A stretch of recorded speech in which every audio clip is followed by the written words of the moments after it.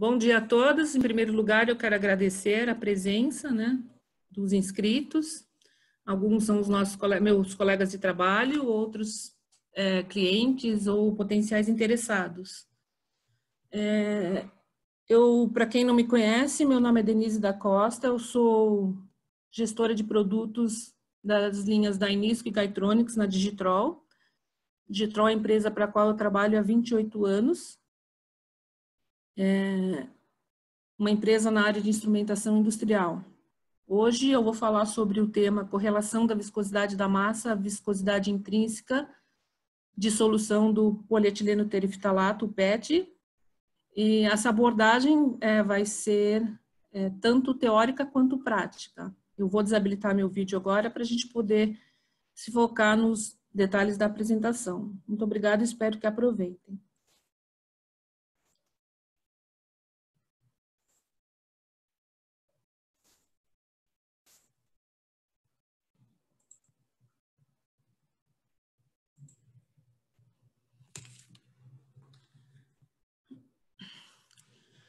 Bom, sobre o tema de hoje, correlação da viscosidade da massa à viscosidade intrínseca de solução do polietileno tereftalato, PET, eu estou trazendo aqui, em primeiro lugar, uma foto dos equipamentos para teste de polímeros da Dainisco Polymer Test, que é a empresa que a Digitrol representa também há 28 anos. A abordagem teórica e prática que vai ser passada para vocês nesse seminário foi tudo baseado em testes efetuados com os equipamentos da Dainisco, basicamente o reômetro capilar, que nós vemos aqui do lado esquerdo, e o plastômetro de extrusão. Então, toda a experiência, a parte prática sobre a qual eu vou falar, está baseada na utilização desses equipamentos. Como que será conduzido esse treinamento hoje, esse webinar? Eu vou fazer uma breve introdução teórica ao tema, que é um tema bastante complexo. Vou falar brevemente sobre dois dos métodos de medição, que é a viscosidade intrínseca de solução e a correlação da viscosidade da massa à viscosidade de solução. E dentro desses dois métodos, do método de correlação, falar especificamente de reometria capilar e de plastômetro de extrusão. A ênfase vai ser dada na correlação pelo uso do plastômetro de extrusão. E a gente vai tratar alguns assuntos também na prática. Antes de começar a falar sobre o assunto em questão, eu queria fazer uma pequena introdução, o que é o PET. O PET, nós conhecemos o PET no nosso uso diário, o nome dele é polietileno tereftalato, é um polímero da família dos poliésteres. Ele pode ser sintetizado a partir do PTA com o MEG, ácido tereftalático purificado e o monoetileno glicol, ou do dimetil tereftalato, DMT, com monoetileno glicol. Aqui a gente tem no lado direito uma figura com um esquema de como que é a cadeia de produção do PET, desde o petróleo, passando pelo nafta, paraxileno, até chegar aos demais processos de conversão. O PET, está mais visível para a gente o uso, no uso diário, nas garrafas. A gente vê muitas preformas de PET que a gente utiliza para colocar temperos, e nas garrafas dos nossos refrigerantes. Mas não é só isso. O PET ele é aplicado numa diversidade de outras aplicações, a produção de fios, chapas, enfim, por aí vai. Isso não virá o caso agora, mas ele é utilizado em todas essas aplicações e em diversos tipos de processos de conversão de polímero. Quando a gente fala no material PET, vamos falar como que ele pode ser caracterizado. Numa folha de especificação de uma resina, de um polímero, normalmente o índice que apresenta-se em primeiro lugar é o índice de fluidez. É o índice de fluidez. Só que o PET não é caracterizado basicamente por esse princípio, A variável utilizada para a caracterização do PET é o valor da viscosidade intrínseca. Esse valor é expresso em decilitros por grama, e esse valor de viscosidade intrínseca ele está relacionado com a massa molar. Então, aqui eu tenho aqui um exemplo que foi tirado, um print de uma folha de especificação de um PET, onde mostra que para essa resina específica, a viscosidade intrínseca é 0,76, mais ou menos 0,02. E esse teste, esse resultado, né, especificado aqui, ele foi feito a partir de um viscosímetro Hublot. Nós vamos conhecer um pouquinho sobre isso também. Tem outras características, né? O percentual de acetaldeído, ponto de fusão, cor, cristalinidade, conteúdo de umidade e o método de pesagem. Bom, falando do ponto de vista físico, né, fisicamente falando, o que é a viscosidade intrínseca? A viscosidade intrínseca descreve a habilidade do polímero em aumentar a viscosidade de um solvente. O valor da viscosidade intrínseca, ele depende do comprimento das cadeias poliméricas. Então, quanto mais longas as cadeias, mais rígido o material e mais alta a viscosidade. Então, por que é importante a gente conhecer a viscosidade intrínseca? A viscosidade intrínseca, o peso molecular, a distribuição do peso molecular, ele é afetado por esses resultados, né? Então, por exemplo, quanto mais alta a viscosidade, a gente tem aumento da peso molecular, da pressão, aditivos, né? Então, a gente pode ver que a gente tem influência, tensão de cisalhamento, taxa de cisalhamento, temperatura, pressão, peso molecular, a distribuição do peso molecular, a estabilidade termal do polímero, cargas e aditivos e a umidade presente. Todos esses fatores alteram a viscosidade, né? E a gente vai ver um pouquinho isso na prática aqui. Muitas vezes as pessoas perguntam mesmo assim, mas qual que é o valor ideal para uma resina PET? Isso depende da aplicação para a qual você vai utilizar. Então, assim, não podemos dizer que existe um PET ruim ou um PET bom.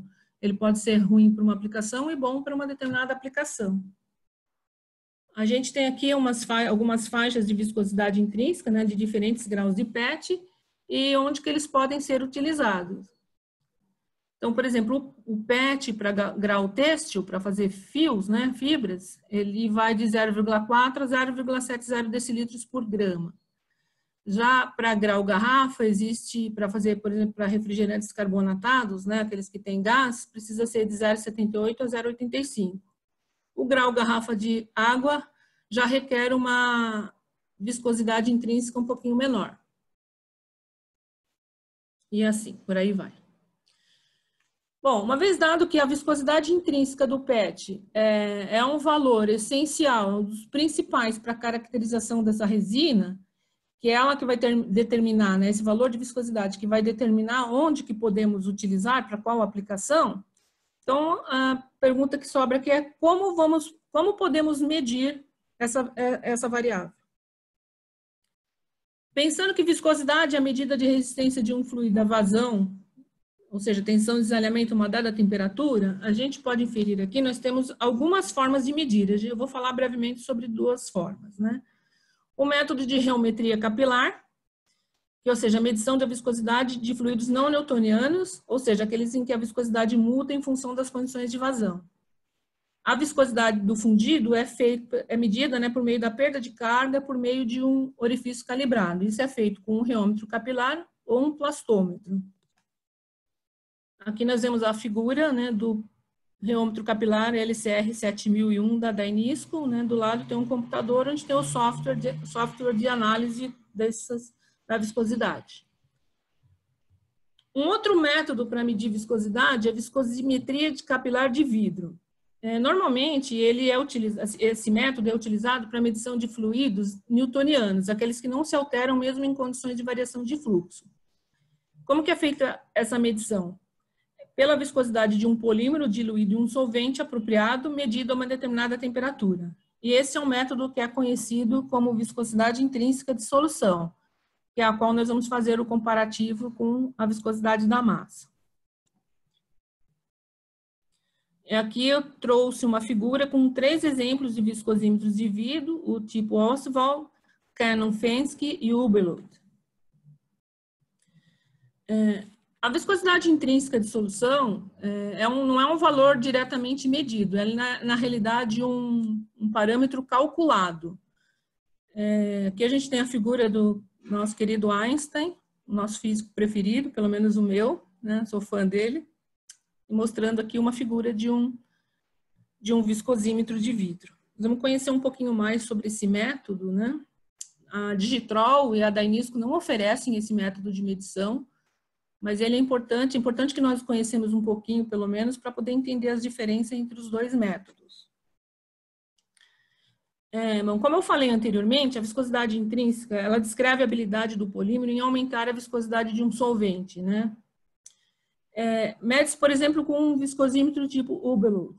Existem duas normas que determinam parâmetros e procedimentos de teste para fazer essa medição de viscosidade intrínseca. São elas a ASTM D4603 e a 2857. A diferença entre essas duas normas é basicamente o método. Uma delas, a primeira, ela é a partir de uma única solução e somente em 30 graus. A ASTM D2857 são sucessivas diluições do polímero em outras temperaturas, né? E como que é feito isso? Basicamente, né, simplificando, eu não vou entrar em detalhes do procedimento completo em si. Quem quiser ter interesse, eu tenho até uma figura aqui mostrando um pouco sobre a norma, mas não é o foco realmente. Então, como que vamos determinar a viscosidade intrínseca? Ela vai ser, é feita pela comparação das medidas de tempo de escoamento da solução do polímero com o tempo de escoamento do solvente puro em um mesmo capilar e uma temperatura constante previamente estipulada. Então, basicamente, temos que fazer duas medidas. Vamos ter que dissolver o PET, né, numa solução, medir o tempo de fluxo dele e depois também medir o tempo de escoamento do solvente puro e a partir daí temos um cálculo. Eu trouxe um vídeo para vocês, esse vídeo está disponível no YouTube, é bem curto, né? O vídeo acho que tem 3 minutos e pouquinho. Só que o teste de viscosidade intrínseca de solução em si demora muito mais do que esses 3 minutos, porque é lógico o vídeo está condensado, mas pelo menos vocês terem uma ideia do que é esse viscosímetro, né? Para quem não conhece, algumas pessoas aqui, a gente tem uma audiência de níveis de conhecimento diferente, né? Então, alguns são bem do básico, outros a gente tem um pessoal que já conhece esses equipamentos, então para alguns pode ser redundante, mas eu me permito colocar. O vídeo está em inglês e depois eu faço uma pequena tradução do vídeo para quem teve dificuldade em ouvir, ok? De entender.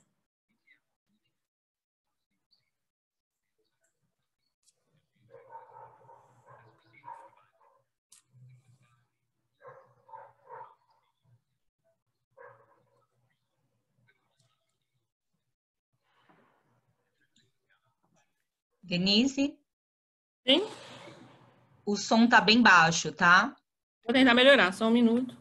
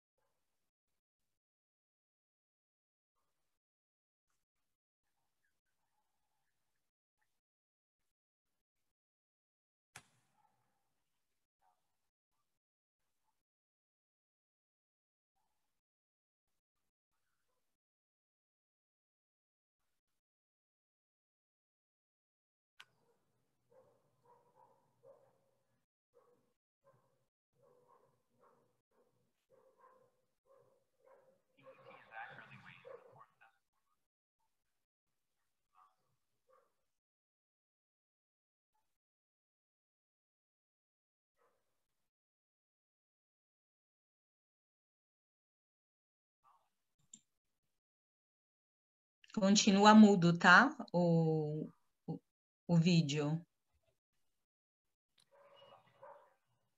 Depois eu vou fazer a tradução dele, então pelo menos dá para o visual. Obrigada.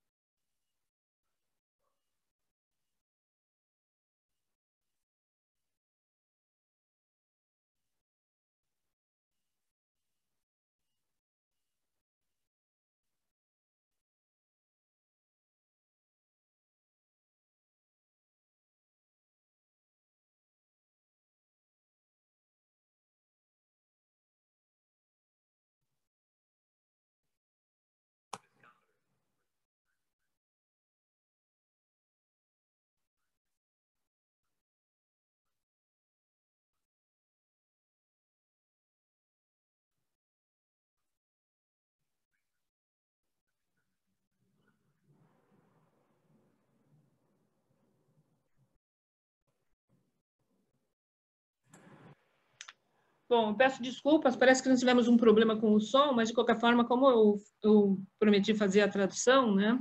Esse vídeo produzido pela PTI, Plastic Technologies Incorporation, ele demonstra a medição da viscosidade inerente, né? E a viscosidade intrínseca de uma amostra PET, conforme a norma ASTM-D 4603, e ele menciona que ele fez algumas ligeiras modificações com relação ao tamanho da amostra. Então, eu vou fazer uma tradução literal do que ele falou no vídeo, tá bom? A viscosidade intrínseca pode ser correlacionada com o peso molecular ou as cadeias do PET.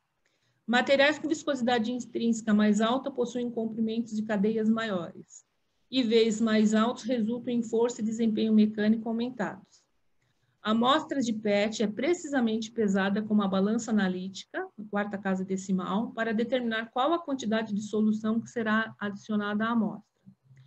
Um solvente composto 60% de fenol e 40% de tetracloroetano é adicionado à amostra para dissolver o PET. A amostra recém-preparada é colocada em uma placa aquecedora para auxiliar a dissolução.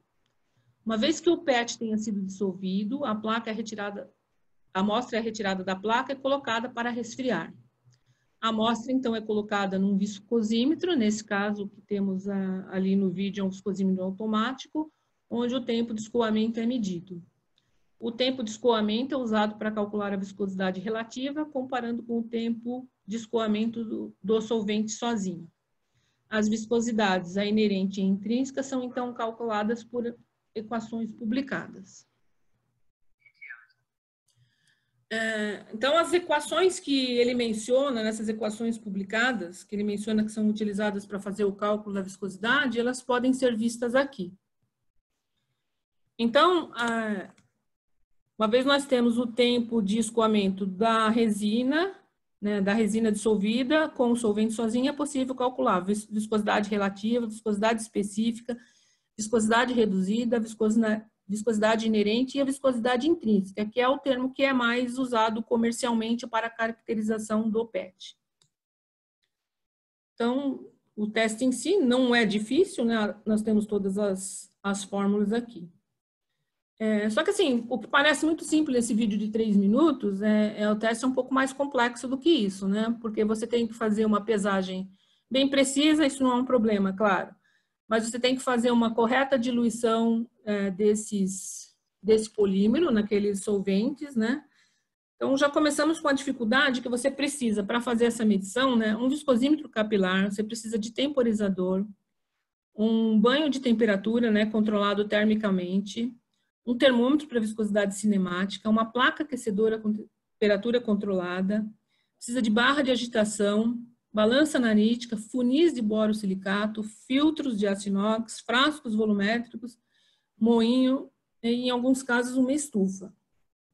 Né? Porque ali está muito simplificado, né? A preparação da amostra foi mostrada em alguns poucos segundos, mas ela demora pelo menos entre 15 e 30 minutos para preparação. Né? Então, por exemplo, você vai ter que pré-aquecer essa placa, dissolver, vai ter que mexer a solução por pelo menos 10 minutos, verificar se ela foi dissolvida. Se ela não foi dissolvida corretamente, você pode aumentar esse tempo para 30 minutos e inspecionando a amostra em intervalos de 10 minutos. Né? Aí depois você tem que fazer o aquecimento, condicionamento, e o problema de tudo isso, ao final, é fazer a limpeza, né? Você tem que fazer uma limpeza do viscosímetro para evitar contaminação nos futuros testes. Então, tudo isso utiliza, prevê o uso de produtos químicos e alguns deles são bastante nocivos. É lógico que a gente tem, para todo o processo de medição, a gente tem prós e contras. No caso da viscosidade de solução, a vantagem é que não requer secagem do material, né? Porque o PET ele é altamente higroscópico. O PET é altamente higroscópico, ele tem a tendência de absorver a umidade do ambiente até um ponto de equilíbrio. Né? É óbvio que se você tiver um PET que foi molhado, que caiu água e tudo mais, esse você vai ter que secar, colocar na estufa, sem dúvida. Né? Mas se for só o PET que está ali no ambiente, que ele entrou no ponto de equilíbrio da umidade com o ambiente, não há necessidade de secar para fazer o teste de solução. Só que o problema é o seguinte, ele não retrata condições reais de processamento, porque a resina PET, no processo de conversão, ela não é produzida por meio de dissolução em solvente. Elas são extrudadas, moldadas ou calandradas. Então, embora você tenha esse valor de viscosidade intrínseca, que é um indicativo de como ela vai se comportar no polímero, não é exatamente, não reproduz exatamente como ela vai se comportar, porque os processos de medição são diferentes. Então, é um teste demorado, ele requer instalações de laboratório químico e pessoal especializado, né? E utiliza produto químico nocivo, que é o ortoclorofenol, que ele tem um potencial cancerígeno. Por exemplo, se o PET, a resina que você for testar, ele tiver aditivos, blendas e cargas, você teria que remover esses aditivos do PET antes de testar por viscosidade de solução. E aí temos também os erros que podem ser induzidos por problemas experimentais. Problema de preparação da amostra, bolha, erro na tomada de tempo, se o tempo de fluxo é muito rápido. Então, enfim, temos os prós e os contras dessa técnica de medição. Essa técnica de medição por viscosidade de solução, ela é normatizada, como eu já falei, pelas duas normas, a STM-D 4603 e a 2257, e é o que é considerado no mercado como determinada boa prática de medição. Só que a gente sabe que, por conta desses problemas, principalmente do produto químico nocivo, as empresas estão deixando ou estão preferindo outros métodos, né, em detrimento desta, por conta desse problema de contaminação. E aí nós temos um método que é a correlação da viscosidade da massa à viscosidade intrínseca de solução, né, que é o que a gente vai falar e depois eu vou trazer alguns aspectos práticos. Como eu falei anteriormente, né, quando eu mencionei lá os dois métodos, a reometria capilar permite a medição de viscosidade de fluidos não newtonianos, né, entre os quais as resinas plásticas, que são os fluidos não newtonianos, aqueles que a viscosidade muda em função das condições de vazão. Temos aqui o desenho do plastômetro LMI 5000 da Dainisco e o LCR 7001, que é o reômetro capilar. E aqui uma figura que mostra onde que eles podem ser aplicados. Então, aqui a gente vê alguns processos de conversão de plásticos, né, e as respectivas tensões de cisalhamento. O reômetro capilar, ele é um equipamento que cobre toda a faixa, né, todos os processos de conversão. O índice de fluidez, que é feito com o plastômetro, pega uma faixa menor. Então, nós vamos falar um pouquinho sobre o método de correlação da viscosidade intrínseca de solução com os dois métodos, pelo reômetro capilar e pelo plastômetro de extrusão.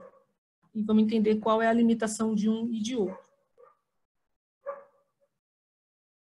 Como eu já falei anteriormente, a viscosidade da massa e também o índice de fluidez, eles são diretamente relacionados ao peso molecular da resina. E como existe uma relação entre esses dois métodos, a viscosidade da massa pode ser utilizada para determinar a viscosidade de solução. Essas figuras que eu vou te mostrar agora mostram uma representação da relação da viscosidade do índice de fluidez com a viscosidade intrínseca de solução. A figura da esquerda mostra uma curva de correlação da viscosidade da massa com a viscosidade intrínseca e a da direita, a do índice de fluidez com a viscosidade de solução, né, a viscosidade intrínseca. Elas estão na posição inversa porque o índice de fluidez é diretamente proporcional à viscosidade, por isso que ela está numa posição diferente. Quando a gente fala de uma correlação da viscosidade intrínseca com a viscosidade da massa, que é a medição feita com o reômetro capilar, a gente fala de uma predição teórica, porque basicamente também vai ser um parâmetro calculado. Já no caso de uma correlação do índice de fluidez com a viscosidade de solução, é a partir de uma curva que foi obtida empiricamente. Vamos conhecer um pouco mais de detalhes lá na frente também, né? Esses gráficos foram obtidos em reômetros capilares e plastômetro de extrusão da Dainisco, seja nos modelos mais antigos, a linha Galaxy, ou em estudos mais novos, com os modelos mais atuais.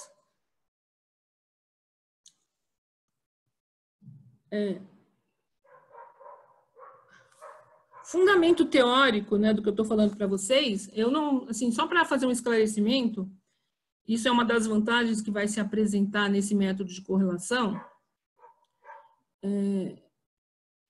Ao longo dos anos, eu obtive uma certa prática em fazer a correlação desses índices, né, com o plastômetro de extrusão, basicamente, mas me apoiei em uma série de textos teóricos, e o principal deles, que inclusive é o que foi seguido pela Dainisco na obtenção da curva de correlação, é um estudo publicado pelo Riley e pelo Lindbach em 1992, intitulado A Practical Method for Correlating Meteorology of PET to IV. Basicamente, nesse estudo, né, qual eu fiz o meu embasamento teórico, ele fez uma série de estudos utilizando um reômetro capilar. Na época, ele utilizou o reômetro Galaxy da Dainisco, né, que posteriormente passou a se chamar LCR. Utilizou um capilar de 0,762 milímetros, com um ângulo de entrada de 120 graus, e ele inseriu a resina PET, né, no cilindro com nitrogênio seco forçado para dentro do cilindro. Por que isso? Porque o propósito, né, se você for, quem quiser ter interesse depois de ler esse estudo dele, ele queria verificar a correlação, né, da viscosidade da massa com a viscosidade intrínseca de solução e quais eram os problemas advindos de problemas de secagem e de metodologia. Ele optou por fazer a amostra, fez a secagem em estufa convencional, e para minimizar os problemas de higroscopia do PET, elas foram tiradas diretamente do forno, da estufa, para o cilindro do reômetro capilar. O material era seco, acondicionado em frascos tampados, para evitar ao máximo os problemas da questão da umidade. Para poder fazer essa curva de correlação, né, o que aconteceu? Ele fez a curva, obteve todas as viscosidades da massa em várias taxas de cisalhamento, e depois comparou esses valores com valores de viscosidade intrínseca obtidos pelo método de viscosidade de solução. Então, por meio daquelas equações que elas estão, aquelas fórmulas, aquelas equações que elas estão todas inseridas no software do reômetro, é possível, a partir disso, gerar os gráficos da correlação. Só que para isso você precisa ter uma amostra com IV conhecido, ela tem que ser do mesmo tipo daquela amostra qual você vai testar, que não tem o valor conhecido, e você precisaria rodar pelo menos 2 testes com baixa taxa de cisalhamento para criar uma curva dentro e prever a viscosidade intrínseca. Por isso que naquele slide anterior está lá, um é método preditivo e o outro é um método, uma curva obtida empiricamente. Então aqui a gente tem um print da tela do software do reômetro capilar. Então ele rodou dois testes, né? Ele tinha o valor da viscosidade intrínseca para essas duas resinas, rodou ela em 2 condições diferentes de taxa de cisalhamento e inseriu esses valores para calcular um offset, uma curva de correlação. Então, por isso você precisa primeiro rodar esses 2 testes, obtendo esses cuidados, e depois obter o resultado conforme as equações, os cálculos que o equipamento vai fazer automaticamente.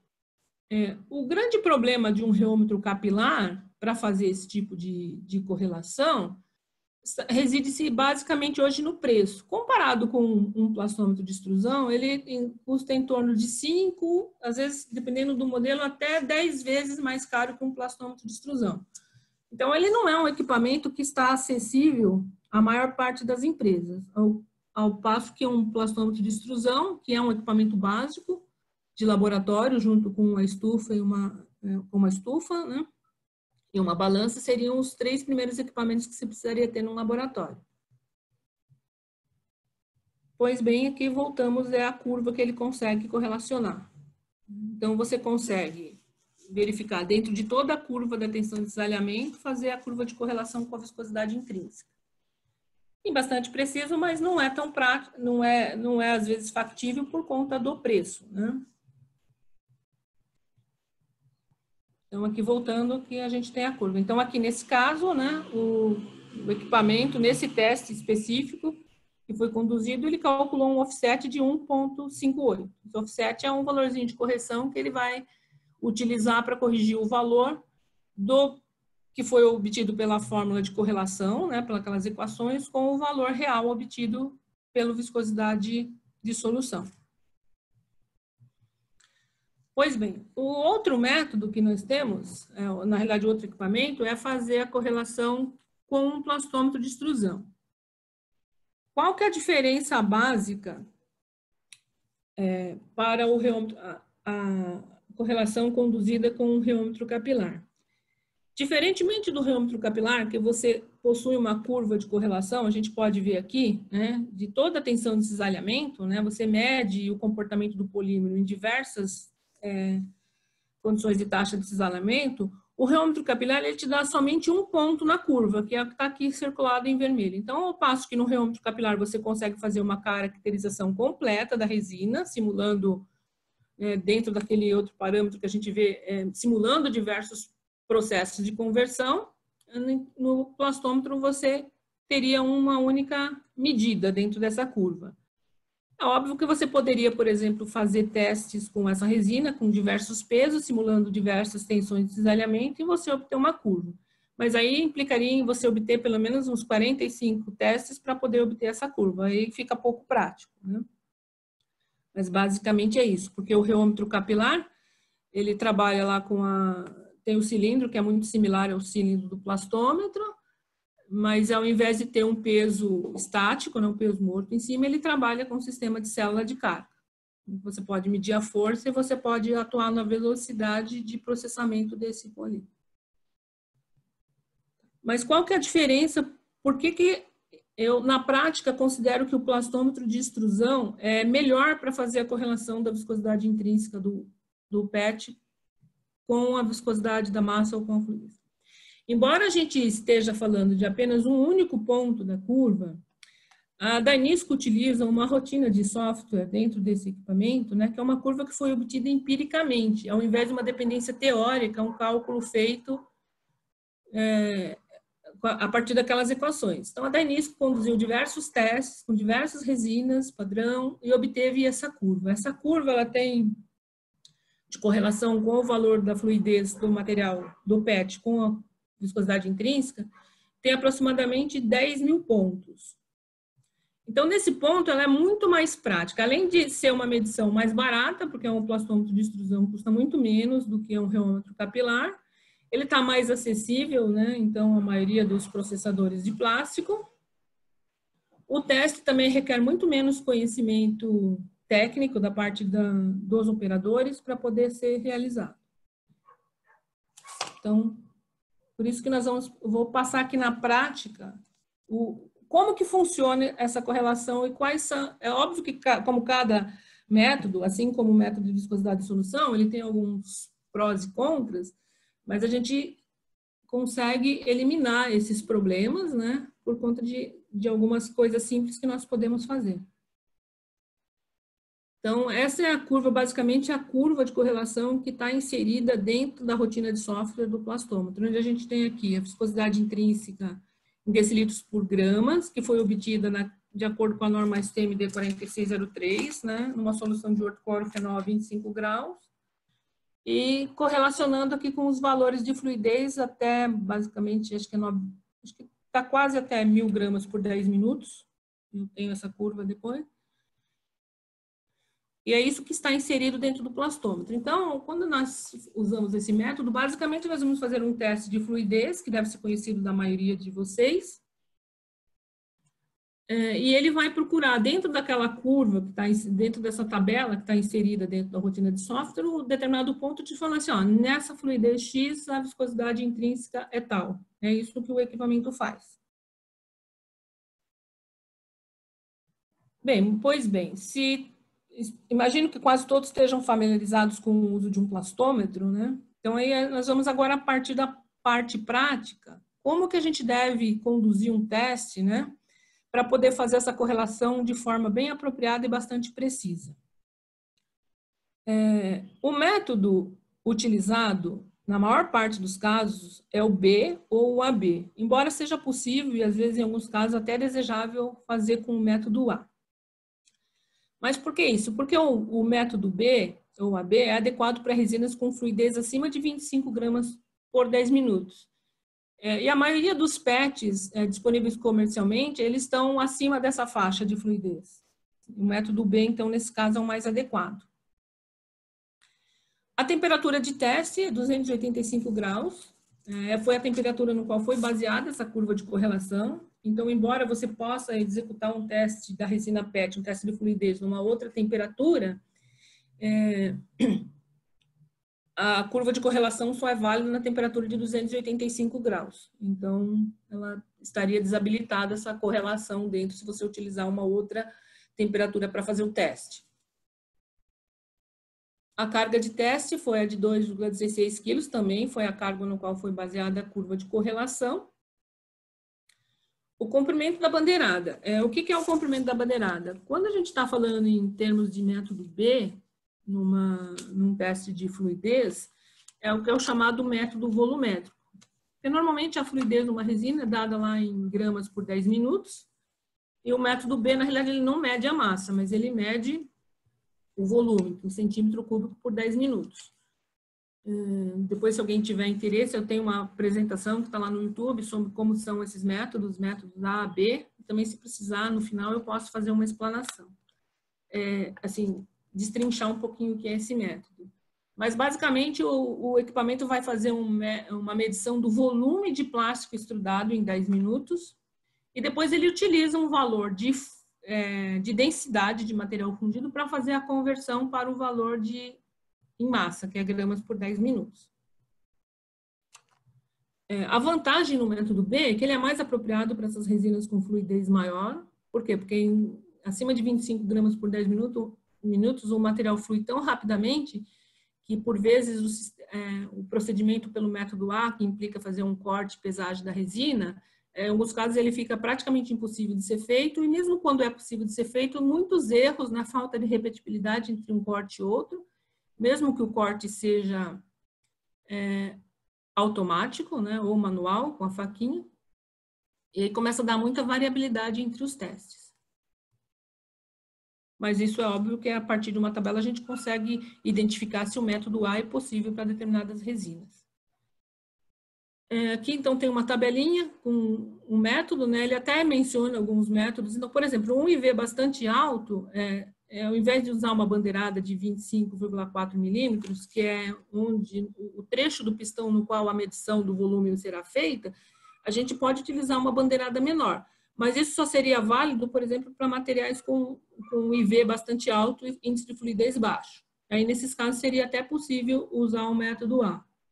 Embora aqui nessa tabela está dentro do manual do equipamento da Dainisco, né, na prática, o que eu observo é que até 40 gramas a gente consegue fazer com o método A. Acima disso já fica muito mais difícil. Então, por isso que, de forma geral, inclusive nos treinamentos que eu faço para os nossos clientes que têm equipamentos de Dainisco para essa aplicação, eu recomendo sempre utilizar o método B. Aí vem a questão da densidade do fundido, porque a gente está fazendo um teste pelo método volumétrico, mas o que na realidade a gente precisa saber é o índice de fluidez em massa em gramas por 10 minutos. Aí a gente tem que inserir esse parâmetro lá no equipamento, que é a densidade do fundido. De forma geral, eu recomendo para a gente utilizar uns valores de 1,2 para o virgem ou 1 para o flake, sem necessariamente fazer a medida, embora seja possível fazer a medida da densidade do fundido rodando o método AB, né, que é um método que você vai cortar a resina enquanto o equipamento está fazendo um teste de volume e depois, posteriormente, o equipamento faz o cálculo. Eu optei para efeito de repetibilidade a gente utilizar esses valores padronizados. Né? Por que isso? Porque, assim, eu fiz uma análise da curva de correlação que tem ali dentro, então, em alguns casos, às vezes, um aumento, supondo que você errou a fluidez em 10%, a densidade em 10%, né? O que é altamente improvável, né? Porque não existem variações tão grandes de densidade de material para material nessa magnitude. Mas mesmo que você houvesse um erro de 10% na densidade, consequentemente na fluidez, o decréscimo no IV é muito pequeno e às vezes até é desprezível. Então, qual que é a recomendação? No início, você pode até fazer alguns testes pelo método AB e verificar essas densidades do fundido, ver o quanto elas variam, mas não necessariamente você precisa continuar fazendo testes pelo método AB, que são testes que demandam mais tempo e demandam mais atenção do operador, se você vê que essa variação de densidade não é tão grande, porque às vezes a variação é de 1 ou 2% só, e a influência sobre o IV é tão pequena que ela é desprezível. Então, vale a pena você fazer pelo método B e partir para um resultado mais repetitivo, ao invés de ter que lidar com os problemas inerentes de um corte impreciso, seja ele manual ou automático. O tempo de fusão, né, embora a norma STMD 1238 que determina a condição de teste de fluidez, ela fala em um tempo de fusão de 360 segundos, isso para o PET não é válido, né? Lembrando que a norma, ela fala especificamente, a norma STMD 1238, ela fala de uma série de polímeros, ela menciona inclusive o PET ali, mas dá uma instrução genérica. Só que na prática, a gente verificou o quê? Que os testes, tem aqui até um comparativo de algumas amostras, no qual a gente fez alguns testes com um tempo de fusão 120, 240 e 360 segundos, e notou-se que a conclusão foi que com 120 segundos, os valores de fluidez, eles se assemelham mais àqueles obtidos pelo método de solução, né, no ortoclorofenol a 30 graus. Com 240 e 360 segundos, 360 que é o método, que é o tempo de fusão recomendado na norma, existe um decréscimo na viscosidade, né? Por quê? Porque o polímero começa a degradar em função de estar submetido a uma alta temperatura, né, 285 graus, por um período maior. Então, a recomendação, diferentemente do que está em todas as fichas e instruções de trabalho que se relacionam com a norma STMD 1238, é melhor para o PET usar 120 segundos, por conta desse motivo. Se você utilizar mais, você começa a ter esses erros inerentes. Porque o polímero, inclusive, também ele está absorvendo umidade do ambiente, e mesmo dentro do cilindro, por incrível que pareça, ele também está absorvendo a umidade. Então, se você fizer esse teste, você vai notar esse decréscimo da viscosidade intrínseca na correlação com esse erro. Então, melhor usar 120 segundos mesmo. Bom, pois bem, uma vez que a gente colocou esses parâmetros de teste, agora partindo para a condução de teste em si, na prática, apresentam-se diversos tipos de resina para se fazer o teste. Seja um PET virgem, PET reciclado, como flake, como fita picada. Então, esse material vem em diversos formatos para serem testados. E eles podem ser testados? Podem. A rigor, você pode testar num plastômetro de extrusão qualquer tipo de resina, desde que você consiga inserir dentro do cilindro. Aí que está um pouquinho da dificuldade. Porque a gente tem aqui uma foto mostrando, né, a gente tem um cilindro que ele tem um orifício de 9,55 milímetros, no qual você vai ter que colocar a resina. Normalmente a gente utiliza entre 6 e 8 gramas. Então, nós vamos ter que colocar essa resina dentro do cilindro, né, tirar ela da estufa. Vou falar um pouco sobre a secagem um pouquinho mais à frente, que é um ponto um calcanhar de Aquiles nessa medição de correlação do índice de fluidez com a viscosidade intrínseca de solução. Então, aqui tem uma fotinho, né, de uma amostra picadinha. Vamos ver aqui. Aqui eu tirei algumas fotos essa semana no laboratório da Digitrol, né, porque assim, a gente fala entre 6 e 8 gramas de material. Quando a gente fala de um material virgem ou reciclado, que está aqui o chipzinho, ele tem um volume, para você pegar, por exemplo, 8 gramas de material, o volume aqui, nesse caso, é muito pequeno. Já aqui nesse outro material, o volume é muito maior para 8 gramas, né? As densidades mudam. Aqui, ainda mais. Então, você vê que aqui, um becker inteirinho desse flake picado não deu nem 6 gramas.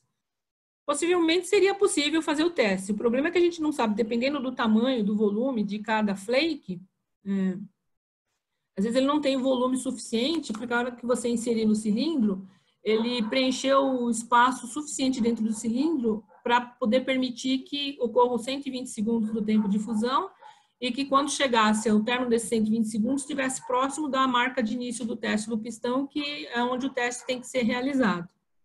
E aqui um outro material com o mesmo volume do anterior, pesando 10 gramas. Então, essa é uma grande dificuldade. Então, quando a gente vai fazer uns testes de correlação no plastômetro, a gente se depara com essas dificuldades. No caso da resina virgem, ou mesmo a reciclada, que está o chip, não tem muito problema, mas quando é pó ou flake, já fica mais complicado.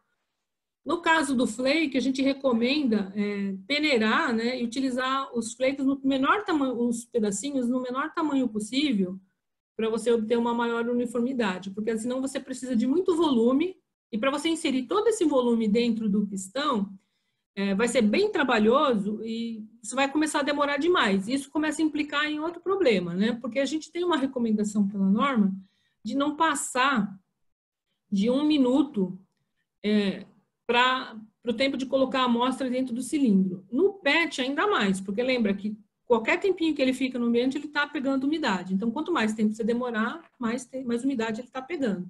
E aí vai ter uma influência na viscosidade intrínseca e você pode ter erro de medição.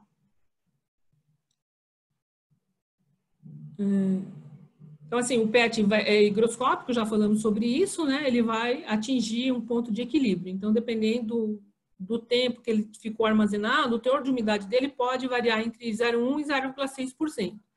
E se você submeter o PET a um processo de fusão, né, na extrusora, mesmo no plastômetro com umidade, ela vai sofrer degradação, vai reduzir peso molecular e, portanto, a viscosidade intrínseca. A recomendação de secagem dessas resinas, né, o manual da Dainisco fala secagem em 5 horas a 150 graus. O Riley, no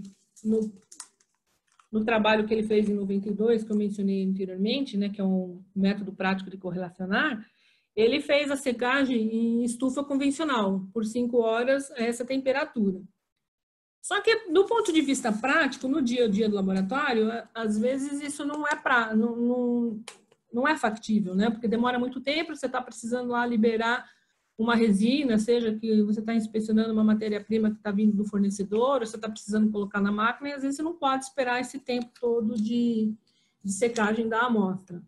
Então, existe uma recomendação, um teste, é como nós fazemos no laboratório da Digitrol, uma secagem entre 1h30 e 2 horas em uma estufa a vácuo, a 200 milibar absoluto, né? Tem algumas estufas a vácuo que elas não mencionam, não traz o valor em absoluto, então eu trouxe aqui a correlação, que seria em torno de 610 milímetros de mercúrio. Eu fiz aí a fórmula para correlacionar. Então, quando você faz o teste, você faz a secagem na estufa a vácuo, você diminui esse tempo, né? Entre 1h30 e 2 horas, contra 5 horas, pode testar a resina muito mais rápido, e resolve uma série de problemas com relação a esse tipo de, né, que eu mencionei, de não ter uma produção parada esperando o teste de uma resina, ou poder liberar um fornecedor que está te entregando material lá no portão. Agora, sim, mais do que a questão... agora, mesmo quando a gente trata de estufa, né, a gente parte aqui dessa recomendação entre 1h30 e 2 horas. Por quê? Em algumas estufas, esse tempo é maior ou menor. Na estufa a vácuo, eu já consegui fazer teste até 175 graus, e aí conseguimos secar esse material em 1 hora para fazer o teste. Para algumas resinas, você pode usar uma temperatura menor, aí você vai aumentar um pouquinho o tempo de estufagem. Aí você tem que conseguir um equilíbrio isso. O importante é que a secagem seja consistente, porque você faz hora com uma hora de secagem uma temperatura, hora com outra. Você vai obter valores diferentes. Então, o recomendado é que você faça teste com uma resina padrão de valor conhecido, realize diversos testes com diversas condições de secagem para encontrar o ponto ótimo de secagem com a sua estufa, porque cada uma tem uma forma diferente, o tamanho da estufa é diferente, a circulação é diferente. Então, você tem que considerar isso. Então, não adianta utilizar o meu valor como referência. Então, no início, até você desenvolver um método, uma instrução de trabalho, ele demora um pouquinho, mas uma vez que você fez isso, ele vai ser um método muito mais prático do que o de viscosidade de solução, por conta daqueles problemas que a gente mencionou anteriormente. A gente não pode também aumentar demais a temperatura, para poder apressar a secagem, porque você corre o risco de degradar o material. Aqui eu tenho uma tabela com relação aos tempos de umidade, né? Aí você fala assim, mas ele pode ficar muito mais tempo? Pode, porque assim, você vai observar que mesmo no vácuo, às vezes até 17 horas depois, você ainda está tirando umidade que está entranhada na molécula. É óbvio que essa umidade, aí a interferência no índice de fluidez e na viscosidade intrínseca é muito menor, mas mesmo assim ainda tem. Então, o importante é obter um método, uma condição consistente, né? Primeiro com a resina padrão e depois você estabelecer qual que é o adequado para a resina que você vai testar. Aqui tem um gráfico também, esse gráfico que tem aqui na lateral direita, ele foi obtido num viscosímetro de linha, no caso aqui ele está medindo dentro de uma extrusora diretamente, não é nenhum dado de laboratório, tá? Mas aqui a gente vê claramente a influência da umidade no PET não seco para o PET seco. É importante. Aqui eu trouxe alguns exemplos, né? Por exemplo, essa estufa aqui do lado esquerdo é a estufa que a gente tem lá na Digitrol. Aqui ela já quase alcançou a temperatura que a gente programou, 175 graus. E aqui ela ainda está em 505 milibar absoluta, mas quando o adequado é 200 milibar. Você pode colocar esse material dentro da estufa, tanto dentro do becker diretamente, e daí do becker direto para o plastômetro, quanto aqui nesses pratinhos de pesagem, né, que é utilizado, aquele pratinho de balança. É possível colocar assim também. Você só precisa entender que ele precisa ser prático para a hora que você tirar ali dentro da estufa, você ir o mais rápido possível até o plastômetro, por isso que é importante que a estufa esteja perto do plastômetro, porque você vai tirar a amostra de lá de dentro e vai até lá, ele vai estar absorvendo da umidade. Se estiver muito longe, você tem esse problema, né, de estar pegando umidade. E também é o seguinte, às vezes você não colocar muitas amostras lá, você colocou, às vezes você vou colocar 10 amostras para secar. O problema é assim, toda vez que você abre, você entra a umidade dentro lá da estufa e você vai contaminando as amostras que ficaram lá. Então abriu, tirou, fecha rapidamente, né, no máximo 3 amostras dentro da estufa, é o que eu recomendo. E liga o vácuo de novo lá, a temperatura, para poder continuar sequinho o material. Às vezes acontece de você abrir a estufa e já esquece de fechar e corre lá para o plastômetro, enquanto isso está contaminando, aí depois você já não sabe exatamente quão seco está o material. Existe um problema também, né? Porque a gente, para quem tem um medidor de umidade de resina plástica, né? Tudo bem, mas na maior parte dos casos esse medidor de umidade não existe. Então, você tem que tomar cuidado com o procedimento de secagem. Aqui do lado direito, a gente tem uma foto que foi cedida por um de nossos clientes. Na realidade, o primeiro cliente para o qual nós vendemos um plastômetro com essa função de correlação, eles construíram uma própria estufa, porque eles tinham uma necessidade a necessidade primária deles era aprovar ou reprovar o material que o fornecedor dele estava entregando lá na porta. Eles fabricam fitas de arquear.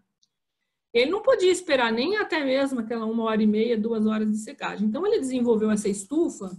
Essa que tem aqui, que tem um banho de areia, na realidade, é só para exemplificar, para quem não sabe o que é banho de areia, aqui dentro dessa estrutura tem um banho de areia. Então, o que ele construiu? Um banho de areia controlado termicamente, né, com aquecedores.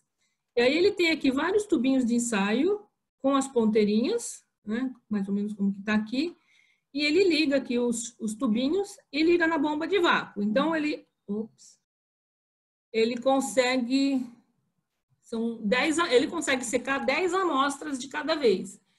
Então, ele coloca lá, secou durante o tempo, ele ele tira aquela resina, ele não contamina as demais amostras. E ele, segundo informações deles, né, eles conseguem secar o material a um nível de ser possível fazer a correlação com o mínimo de erro possível, entre 20 e 25 minutos. Essa foi uma estufa construída por eles mesmos, ela não está disponível comercialmente, mas eles nos cederam essa foto. Então, mas se você tem uma estufa convencional, seja desse estilo ou de outro estilo, não há problema. É basicamente uma questão da gente pegar e descobrir qual que é o tempo, né? Tempo e a temperatura de secagem ideal para a sua estufa. Então, no começo dá um pouquinho de trabalho, né? Aqui tem um outro gráfico, que esse gráfico veio direto do trabalho lá do Riley, de 92, mostra aqui os efeitos da umidade na viscosidade intrínseca. O gráfico o estudo é muito antigo, né? O gráfico nem tem cor, é meio complicado de ver. Aqui eu trouxe um vídeo, né? Esse vídeo foi feito lá no laboratório da Digitrol, no plastômetro da Enisco. Uma outra questão é a questão da compactação. Então, como você tira o material da estufa, em alguns casos, né, é possível, por exemplo, para minimizar esse efeito de absorção de umidade do PET, é possível você fazer a colocação, né, na estufa com um manto de nitrogênio, um pouco mais difícil para a maioria das pessoas, mas na hora que você tira da estufa, você tem que inserir aquela resina o mais rápido possível. Então, aqui a gente vai ver um vídeo rapidamente de como que é feita essa compactação do material. Esse procedimento que a Eliane está fazendo aqui, ela está usando um plug de alta vazão. Esse plug é recomendado para você colocar para o material antes. Coloca o funil, né? Esse becker veio diretamente lá da estufa. Ela está pegando. Ela usa o compactador da amostra direta.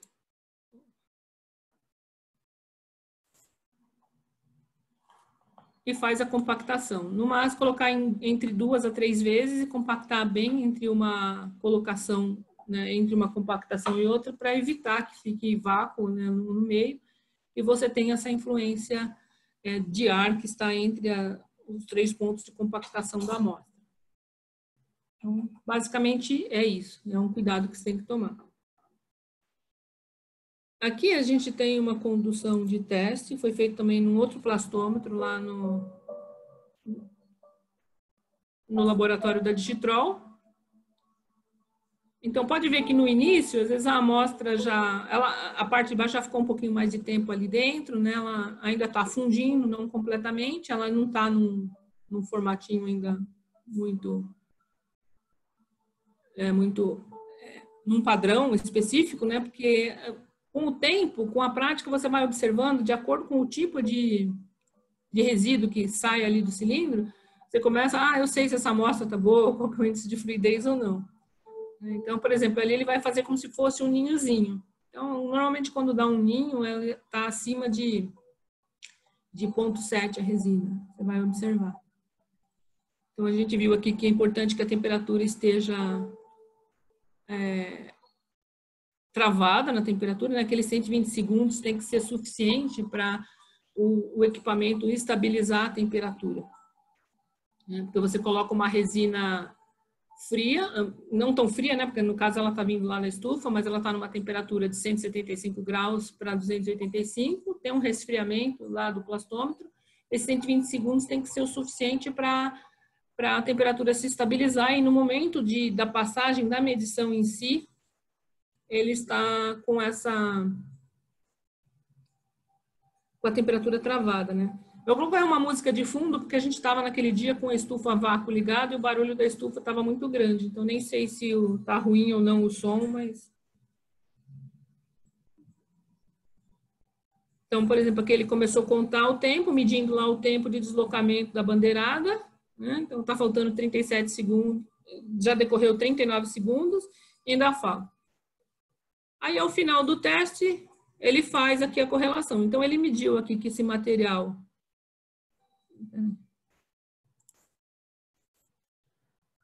está com uma viscosidade de 32,353, né? Ele calculou o MVR, né? O volumétrico, ele mediu o volume 26,961, utilizou a densidade que eu coloquei como parâmetro do equipamento, calculou o MFR de 32,353, e a partir daí buscou na curva de correlação um valor de 0,764.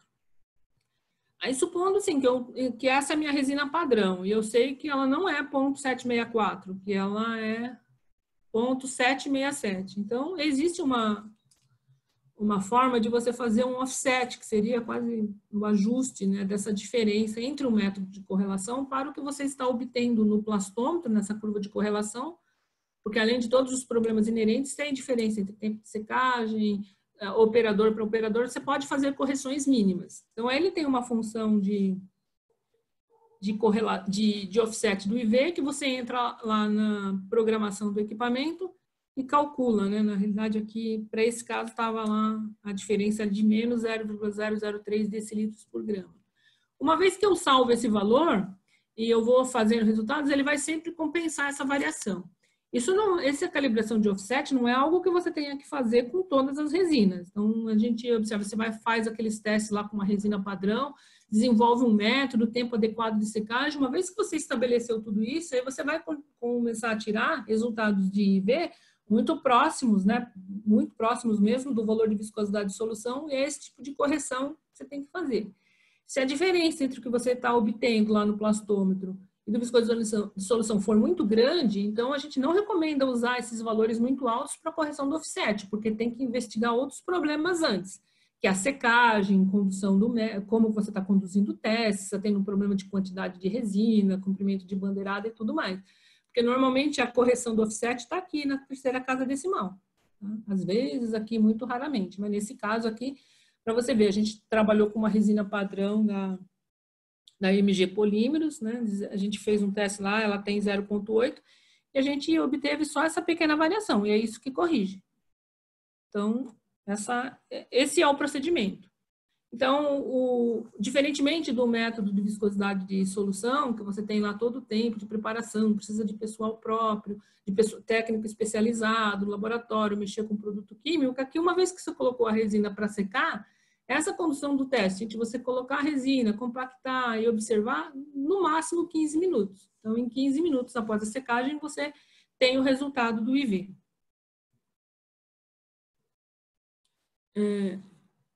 Agora vamos falar um pouquinho sobre os prós e contras, né? Alguns eu já até mencionei. O resultado do IV por esse método, ele é afetado pela umidade, então exige a secagem, né? O calcanhar de Aquiles da medição é esse, a gente tem que estar com a amostra seca o suficiente. Contudo, ele pode ser utilizado para medir o efeito do conteúdo de umidade na viscosidade. Supondo que você tenha lá um medidor de umidade, você pode fazer correlações e falar assim, não, com a umidade de tantos ppm, tem uma variação de tanto na viscosidade. Você controlar isso, até que ponto você precisa secar o material para processar, né? Porque o PET tem que ser seco para ser processado. E você consegue ver esses efeitos. Ele retrata melhor essas condições reais de processamento, né? Porque ele está simulando um processo de conversão de polímero, não apenas com base numa curva, numa fórmula, né? Que é um valor que está sendo previsto. E uma vez que você conduza de forma adequada, né, bem certinha, seguindo os parâmetros da norma, todas essas recomendações, ele pode ser até 5 vezes mais preciso que o método de solução. O teste rápido, máximo de 20 minutos após a secagem, né? Porque depois disso é óbvio que você tem que fazer uma limpeza no plastômetro, né? Então a gente coloca uns 5 minutinhos a mais para poder fazer essa limpeza, mas ele não requer pessoal especializado, né? Qualquer pessoa com o mínimo de treinamento consegue realizar o teste. Então você não precisa de ninguém especialista em polímeros, né? Você pode treinar o seu operador, alguém que está lá, um auxiliar, e consegue conduzir os testes de forma bem precisa. Tem os erros, né, dos contras, erros induzidos pelos problemas experimentais e outras dificuldades, que uma que é a secagem inadequada, degradação da resina inteira se muito longo, porque, por exemplo, tem alguns casos que você tem dificuldade de inserir a resina, né, no flake, o flake é um pouquinho chato de testar mesmo, por isso que é recomendado você peneirar o flake, e os erros inerentes à condução do teste, né, que também tem a ver com a calibração do plastômetro, tem que estar a temperatura bem calibrada, a matriz e pistão em perfeito estado, né? A Digitrol também realiza o serviço de calibração em plastômetro, tanto nos plastômetros da Dainese quanto de outras marcas, que é muito importante. Bem, aqui eu tenho um esquemático de como é um plastômetro, né? Mas assim, não é o foco dessa apresentação. O foco era realmente falar sobre o método de correlação. Eu acredito que o tempo esteja quase... eu passei um pouquinho do tempo, né? Eu imaginava fazer um webinar de 1 hora, mas é um tema bastante vasto, era só para fazer um overview, né? Uma visão geral de como que é esse método. E se alguém tiver interessado em conhecer mais a fundo, né, eu convido a visitar a Digitrol. Seguindo todas as recomendações sanitárias, é possível fazer uma visita ao laboratório de Digitrol e a gente conduzir alguns testes, vocês conhecerem isso na prática, né? Hoje eu estou fazendo o webinar a partir da minha casa, então não estou com acesso ao laboratório. É isso que eu tinha para partilhar com vocês de conhecimento, né? Então, estou aqui à disposição. Se alguém tiver uma pergunta, pode fazer por aqui. Posso tentar responder por aqui. Se não for possível, se for alguma informação que eu não tenha, me comprometo a responder isso depois por e-mail para vocês, ou conversar por telefone, uma visita na Digitrol, ou mesmo abrir uma reunião pelo Zoom, aí de uma forma mais informal, a gente conversar sobre a dificuldade que cada um tem, conhecer um pouquinho mais do método, né? Porque o tempo de 1 hora é muito curto para a gente falar sobre um assunto tão vasto como esse, né? É isso, pessoal. Então, estou à disposição. Se precisar, vou parar de compartilhar a tela. Se alguém tiver alguma pergunta, fique à vontade, senão nós encerramos. Eu agradeço a participação de todos vocês, né, que ao longo de um pouquinho mais de 1 hora me acompanhou nessa explicação.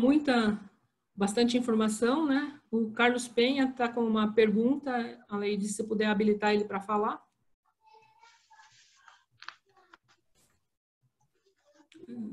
Oi, Denise.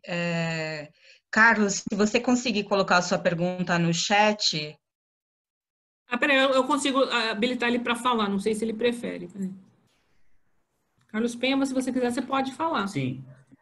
Denise, pelo que eu percebi, a viscosidade de solução, o método pelo equipamento da Danisco, ele é mais prático do que o de solução. Mas, pelo que eu me lembrava, o método de solução é o que é mais usado no país ou nas universidades. E eu vi que ele é mais complicado, exige mais, digamos assim, mais itens para se cuidar. Isso é verdadeiro ou é uma confusão minha? Não, é verdadeiro. Ele continua sendo, se você for pesquisar literatura, ele é colocado como o método, assim, o que está recomendado como melhor prática, né? Só que, assim, existem uns problemas, se você for observar em universidades, em empresas de maior porte, onde as empresas têm estruturas mais completas, mais adequadas, né, e pessoal especializado para fazer o teste, então, eles utilizam viscosidade de solução. Mas, na maior parte por exemplo, os processadores, recicladores, isso não acontece. E também existe o problema, uma preocupação ambiental, né, e de saúde com relação ao uso do ortoclorofenol, que ao longo do tempo é um material que tem um potencial cancerígeno muito grande, né? Então, as empresas estão abandonando esses métodos e partindo para esse método de correlação, né? A Digitrol mesmo já vendeu esse equipamento para essa aplicação com bastante sucesso em dezenas de clientes no Brasil e também no Paraguai, Bolívia e Uruguai.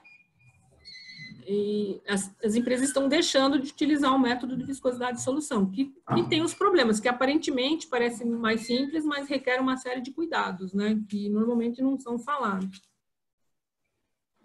Ok, tá ótimo. Perfeito. Oi, Denise, tem uma pergunta no chat do Flávio. No caso de uma empresa necessitar de um treinamento para implementação de medição de fluidez intrínseca, a Digitrol disponibiliza esse treinamento para a empresa? Então, sim, todo plastômetro que a Digitrol vende, né? Aliás, todo equipamento, isso é uma prática que nós assumimos desde a fundação, né? A Digitrol não vende nenhum equipamento para o qual ela não possa dar suporte técnico, seja de utilização, de operação, quanto de manutenção. No caso do plastômetro, em toda compra de plastômetro está incluído o treinamento. Normalmente esse treinamento ele é oferecido em 2 dias. No primeiro dia a gente parte para a parte teórica e condição de alguns testes, aí depois o cliente tenta fazer sozinho e a gente normalmente volta numa segunda oportunidade para esse segundo dia para afinar o treinamento e vai dando todo o suporte necessário para a perfeita condução do teste, né? No caso agora, nesses tempos de pandemia, com as dificuldades de deslocamento, a gente tem feito isso com vários clientes pelo Zoom com sucesso também, né? Mas a Digitrol já está recebendo o pessoal lá, dá para fazer esse treinamento tanto na Digitrol quanto no cliente. Espero que esteja Pois não. Mais uma pergunta, Eumar, obrigada pela sua pergunta. Bom dia. Para o PET, para modelagem por injeção, por moldagem por injeção, o equipamento que abrange todos os tipos seria a reometria capilar ou o plastômetro também atende bem?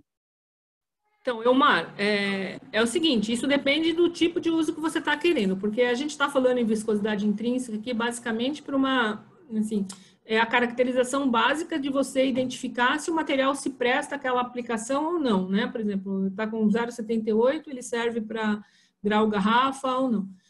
Se você estiver trabalhando com injeção, mas estiver procurando somente por essa informação, o plastômetro vai atender bem, embora ele esteja medindo num único ponto da curva. Agora, se você estiver precisando de outros dados de viscosimetria, né, de reometria capilar, aí depende do que você está querendo tirar de informação, né, em termos de curvas, efeitos, aí teria que ser um reômetro capilar mesmo. Mas o plastômetro atende bem, assim, pelo menos para efeito de inspeção de resina de recebimento e de resina, qual que é a resina adequada para aquele processo em particular, para qual a máquina já está ajustada, né? Espero ter respondido, Omar. Tem mais uma pergunta, Denise, do Alain. Ele fala, Denise, bom dia. Existe um teor de umidade ideal para realizar a análise?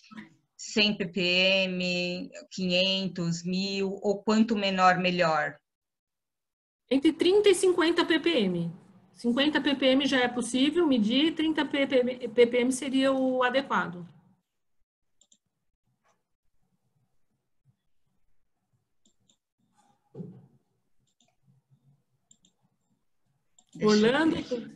Orlando passou umas saudações. Espero que esteja tudo bem com você, Orlando. Estou à disposição. Mais alguma pergunta?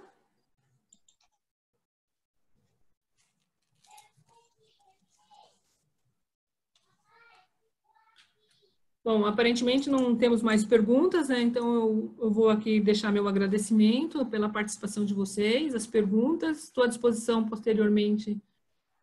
Meu telefone é 11 35 11 26 26 97, desculpe. Se eu não estiver na Digitrol, ele será direcionado para o meu celular.